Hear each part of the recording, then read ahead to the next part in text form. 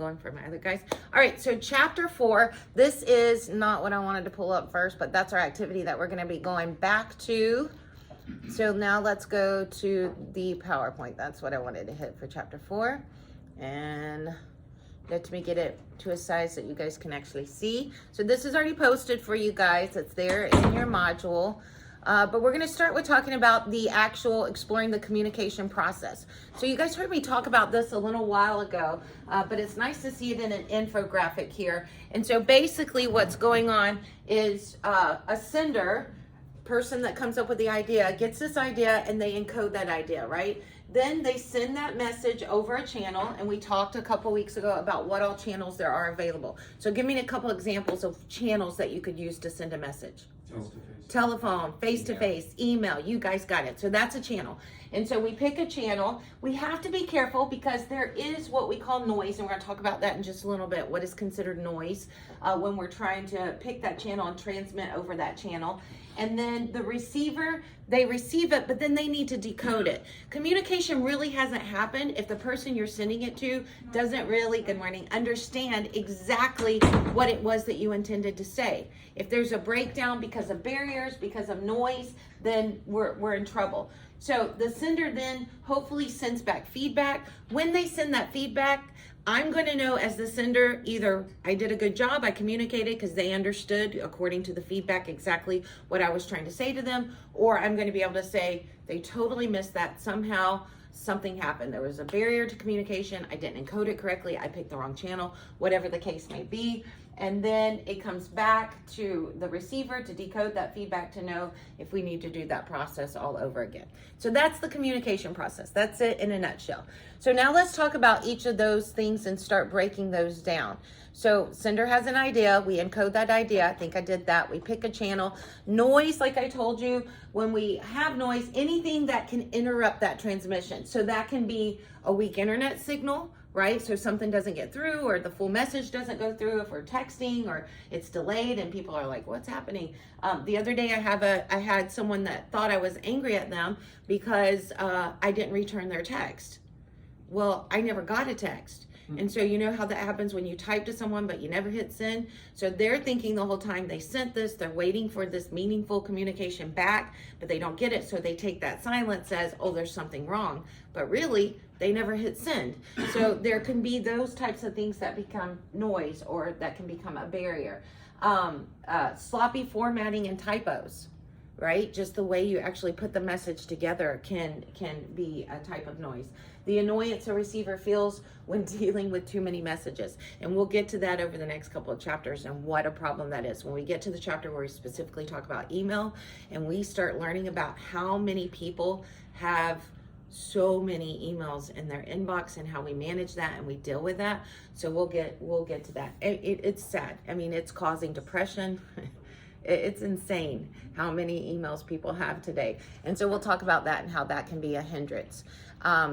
The receiver, of course, is the one that's getting the message, who it's intended for, and then they decode it. That's just translating like we talked about on that. And then we need that wonderful feedback, whether that's verbal or nonverbal, depending on what channel we used.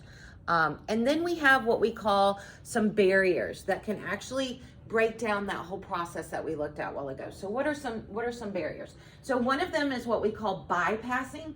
Bypassing is when people miss each other with their meanings because they attach different meanings. Different people have different meanings. So for a real easy example, I've seen people that will say, can you come, I need this done and I will send you a little bit of help, right? And so I start organizing things, I get ready, and I'm waiting to get 5 or 6 people to come in and help me, and one person walks in. So the person that was communicating with me, their definition of a little bit of help and my definition of a little bit of help, totally different, right?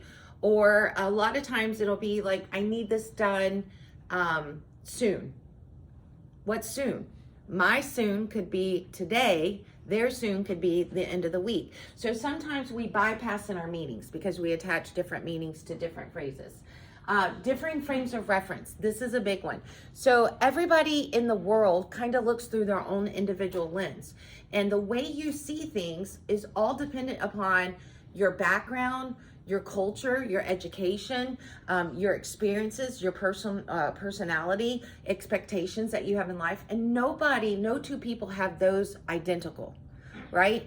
And so when we write, obviously we're using our own frame of reference, but if we're not careful, we can be sending something that somebody else doesn't understand because they don't have that same reference. They don't have that same frame of reference.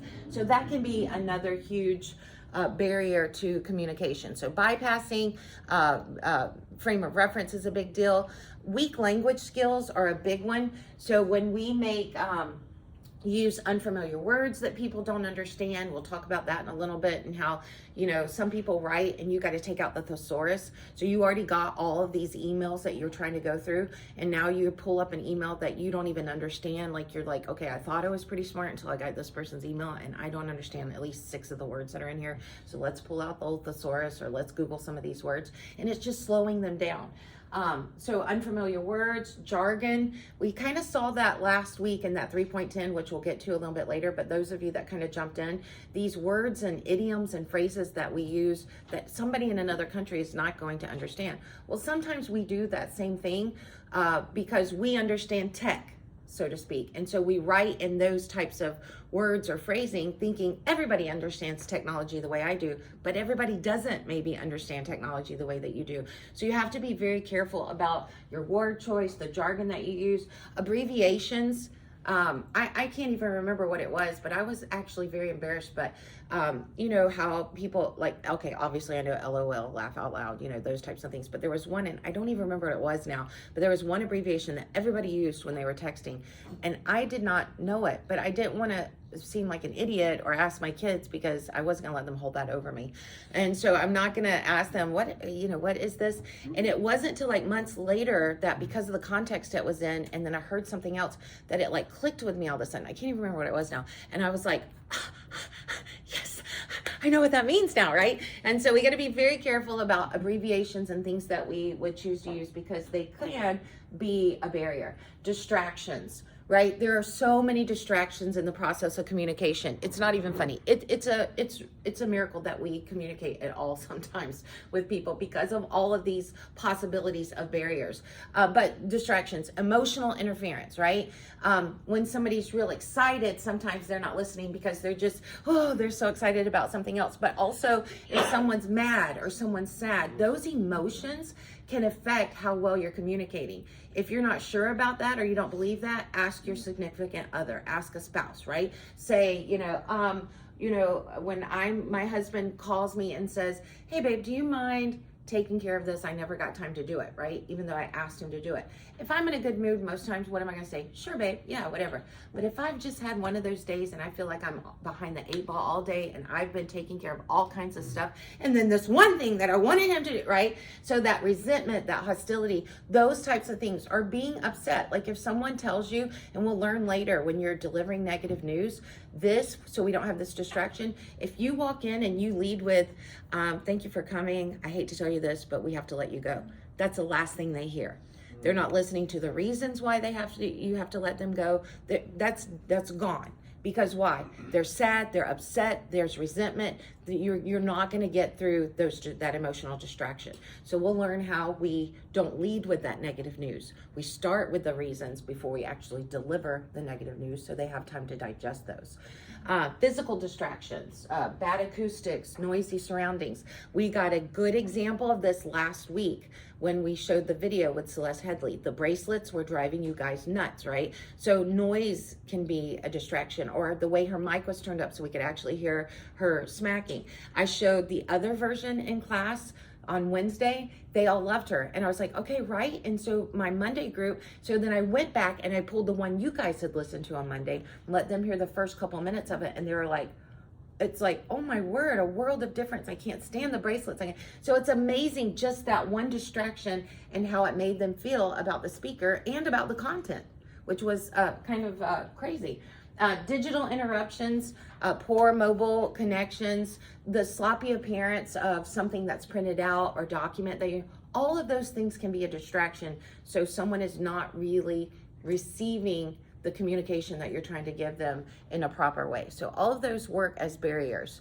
But there are things that we can do to overcome them. Encourage feedback so we know that it happened, so we can go back and re-implement. Focus on the receiver's environment, kind of know ahead. What do they know? What it really does boil down, and we're going to talk a lot about today, the audience. It's all about your audience, okay? And listening very good and knowing them. Okay, so now we get to that 3x3 writing process that I talked to you about. They love this, right? And like I said, you're going to see it over and over again for the next few weeks. So what is that 3x3 writing process? And again, remember I said it's not going to be something that just really blows your mind here, but it's basically this: pre-writing, drafting, and revising. Right? I told you, it's probably not something that you're like, okay, so even over in Comp 1, that's probably about the basic structure that you went with, right? You kind of organize your thoughts, so to speak, then you draft, and then you go back and check that, and you kind of revise that. Does that probably make sense for about most of you? That's probably about what you use. And so that's the same thing that they're gonna employ here, and that they're gonna use, that pre-writing, drafting, and revising. However, we're going to really do a lot about showing what really should happen in each of those steps, especially in the business world and with what we're doing, okay? Where do you think you spend the most time? Drafting. Drafting, actually writing it? Anybody have a different thought? Revising. Pre-writing? Yeah. It's actually revising. We'll get there in a little bit, but you should spend 50% of your time in the revision stage. I know that sounds kind of crazy, but that's what it is. Applying the 3x3 writing process. So here it is: pre-writing, drafting, and revising. So today we're going to focus a lot just on the pre-writing, but notice that first one on pre-writing. You analyze the audience and your purpose. If there is not a purpose for writing, don't write. If there's not a purpose for communicating, don't communicate. Why? Because in today's society, people are bogged down with communications, and a lot of them could be avoided. So you don't want to just be adding to that mix, so to speak. So we want to make sure that we have a purpose, but we also want to analyze our audience. What kind of group is this? Am I actually if I'm trying to sell something or discuss something with a membership that's 65 plus, I don't know if Twitter is the best way to do that. I don't know, I need to think about that. Or if I'm wanting to talk about a problem on the assembly line, and I know that I need to know, the terms that I'm using, would only mechanics understand that? Like, I need to know who's receiving this message, what's their vocabulary like with this particular thing, how are they going to take this? So all those types of things, how are they going to receive this message? Are they going to be mad when I deliver this? If I'm going and I'm telling them no more overtime, are they going to be hostile towards me? Are they going to be happy about that decision? So I have to analyze all of these things and analyze my audience and how they're going to receive it and what channel would be best for them. I got to anticipate their reaction, and then I've got to adapt my message according to those things that I think through with them. Okay. And then drafting we'll go over a little bit later, but it's so much more than just writing. We've got to do our research. We got to get background information. We got to organize, outline before we actually ever draft. And then of course, revising. We're not just checking for spell check. Do you want to check for spell check? Absolutely. It's a wonderful tool, but that's not all that revising is about. It's about making sure it's concise, it's clear. We've proofread numbers and names and all of those wonderful things. Okay. So here's what I was telling you about. Revising, 50% of our time there, only 25 on each of the other. Now, it's not a perfect breakdown. Nobody's going to set a timer and say, I've got 3 hours for this, so I'm going to divvy up this time that way. But you will find more times than not that half of your time is spent in that revision cycle. All right, so analyzing our audience, we talked about that. We analyze our purpose. Why am I even sending this message? What am I hoping to achieve? What's my primary purpose and my primary audience? There will be a lot of times a secondary audience that will just pick up on things even though you're specifically writing to one or trying to get one purpose across to inform or to persuade. But a lot of times goodwill is also promoted, and that's kind of like a secondary purpose. We have informational messages typically, and we have persuasive messages. A lot of times we do have negative messages, but we'll get on those a little bit later. All right, everybody okay? Am I going too fast? I'm just trying to get to that part that's going to help us with the other. All right, this is a wonderful thing to remember. Whenever we're writing, we need to always think about our audience, because what they're going to always say on their side is, what's in it for me? I don't care what's in it for your company. I don't care what's in it for your profit margin. I don't care what's in it for you to save time. What's in it for me? That's what your audience is thinking. Why do I care about this? Why should I sign up for this? Why should I do what you're asking me to do? Why should I send you this information when I don't have time? So what's in it for me? And if we'll remember that, you'll be a better writer in business. If you can always remember to tailor your words to your audience and think about what's in it for them. All right, that's a huge one. It's a huge principle, and we're going to do a lot of practicing with that today. So our primary audience, we're going to think, who is our primary reader? Who's our primary listener? What are my personal and professional relationships with this person? So this is kind of like we're profiling the audience. We're kind of mentally going through these questions in our head when we're thinking about starting an email or a paper or a memo to someone. We start kind of going through these questions. Who's going to be reading this? Is it personal? Is it professional? Are they going to be reading? Am I going to present in a different channel where it's an oral thing? What's their beliefs? What's their culture? What's their background? So I'll make sure that I'm being mindful of that so there's no barrier. That's the kind of things we start doing. We start profiling our audience. We tailor our message to our audience. We make sure we're using appropriate language that they're going to understand. We're not using specialized technical terms unless it's appropriate. If it is, then we are using those. Does the background of the subject need to be explained? Will they understand exactly what I'm talking about? Or is this like coming out of nowhere and they need some background for this? How formal should my tone be? Those types of things. So this is all that first step. This is all pre-writing. A lot of times we think of pre-writing as just kind of jotting down a few things and then, oh, now from that, let's grow and start writing. But pre-writing is a lot more about here before we ever write. It's about analyzing that audience, figuring out the channel, what kind of technology do they have? I want to do a Zoom call, but I'm trying to do a Zoom call with someone that has no computer, no tech skills. That's a big deal. I've got to know that. What kind of technology is available to them? How important is the message? What's the amount and speed of feedback and interactivity that needs to be so that I know nobody's getting lost? Cost of the channel, this would be best, but there's no way we can provide that. There's no way my company can afford to get that kind of thing set up. And what is the receiver's preference? Like maybe they prefer a phone call over a email, or over a text over a phone call. One of my best friends does not answer the phone. It doesn't matter. It doesn't matter who's calling her. Sometimes I don't even think she answers her kids, whatever. But I'm like her best friend, and I can call, like I can be like stranded on the side of the road. I can't get my husband, so I'm going to call my best friend, right? So I start calling her up. I know she's never going to answer me. It doesn't matter. I could be in my house and a robber breaking in, and if I tried to call her and say, help, run over here, she's not going to answer the phone. But if I text her, she'll be there lickety split, right? She answers text. She just does not like phone calls. She has just learned she totally can ignore them, right? And so not everybody's like that, but I need to know that she's like that so that I know if it's something important, I don't even waste my time trying to call. I send a text. And if I need to in the text, I will say, I know you don't want to talk, but this is way too long for a text. Can I call? And then usually she'll know, yeah, okay, and she'll answer my call. All right, so we need to know what's their preference. If my boss likes one-on-one, he doesn't like things via an email, or he doesn't have time for one-on-one, he prefers email, those are the kind of things that I need to know. All right, now we get to the fun part. So this is what the activity right here is all about. So basically they give you a few questions. I'm gonna just see if we can get through 3 under each today. The assignment actually was a 2-part. You'll see that on there, but we're not going to do both parts, where it has us doing the first 3 in class, and then you're doing the last 4 or 5 on your own out of class under each section.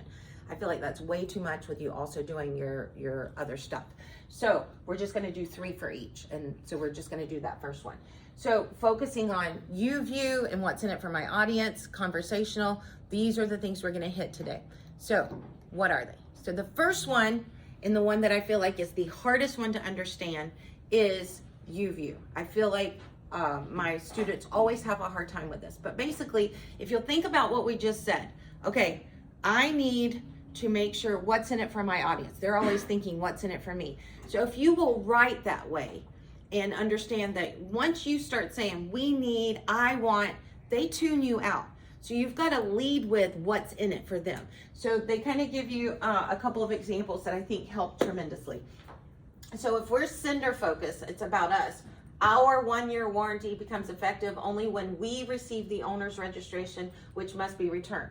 Now, if I'm reading that on a memo that I just received or on a text I just got from a company, that doesn't interest me. But when I see your warranty, okay, now I'm a little interested because this is about my thing. Your warranty on your mobile device begins working for you as soon as you return your owner's registration. See what they did there? It's no longer about me, the company. It's about you and what's in it for you, right? And then here we call this actual you view, where you see where they start with this we thing. I need your account number before I can do anything about your claim. Big deal. I've got a list of things I got to do today at work too, right? That doesn't make me want to jump in and help you. But when I see, would you mind giving me your account number so that I can locate your records and help you solve this problem? See how many times you is in there? It's all about you. It's all about the audience. That's what you're trying to do with those first three today in that activity. You want to flip them from a sender or a we view over to a you view. All right. So it is about using that personal pronoun, that you, but it's about a little bit more than that. So it's not just about switching the pronouns, but that will help, and that will help get you in that line of thinking. All right. The other thing we're going to look at today is making sure that we're sounding professional, but we want to be conversational. So we don't want to be overly formal. So there's got to be this nice in between. So check out this. This is unprofessional. Hey boss, great news. Firewall now installed, by the way. Check with me before blasting. That's just too unprofessional. Too many abbreviations. Even if you really know them, right? So instead, Mrs. Williams, our new firewall software is now installed. Please check with me before announcing it. And then, but we got to be careful. We don't want to be over formal. Pertaining to your order, we must verify the sizes that your organization requires prior to consignment of your order to our shipper. When we could have just said, we will send your order as soon as we confirm the sizes you need. You don't have to put it in a way that people are trying, like I said, use the sources or translate or like, what does this mean? Because a lot of times people won't weed through the grass for that. They're just going to be like, I don't understand, and move. And then you never get your sizes like you need, right? So we need to be conversational, but yet professional. We need somewhere in between there, okay? Be positive rather than negative. So you will be surprised at how many times you can say something, even though you're telling someone a negative thing, but you can put a spin on it where it doesn't sound negative. And that's what we always want to try to do, because your audience doesn't want to hear negative. So our request for a fitness center will never be approved without senior management support. Instead, we can say our request for a fitness center could be approved if we obtain. See the difference? It's minor, but it's not negative. You failed to include your credit card number, so we can't mail your order. There's nothing but negative there. You didn't do something right. We're not sending you something. But here we could say, we look forward to completing your order as soon as we receive your credit card number. See the difference? Can you guys see that? So we're saying the same thing, but here we're saying it with a very negative tone, with negative words, right? A lot of failed and can't, right? Where here, it's very positive, but we've said the same thing. Expressing courtesy. Why can't you people get anything right? That's a no-no. We don't want to be that way with our colleagues, our constituents, our customers. This is the second time I've had to write you, but instead we could say, please credit my account for $250. The latest update of my online account shows that the error noted in my email of January 4th has not yet been corrected. So a lot more professional, a lot more courteous. And then I think we only have a couple more, guys. Make sure we're avoiding gender, age, disability bias. We don't want to just assume, if it's a boss, it's got to be a male. We don't want to be, we want to make sure we're staying clear of anything that would be offensive. And so no patronizing references, those types of things. So we want to kind of keep those things out of our writing if we can. Preferring plain language, like I was talking about earlier. Instead of saying implement, you can just simply say begin. Obfuscate instead of confuse. I mean, come on, we just want common everyday vocab words, right? And some people I've had say, I don't understand. I understand these words completely. To me, that's not. But you may, but is the standard person that you're sending that, does your audience understand these words versus these words, right? Be precise. Try not to use dull words. Use really vigorous words, real good action verbs. And that will help tremendously with your writing as well. All right, and that's it.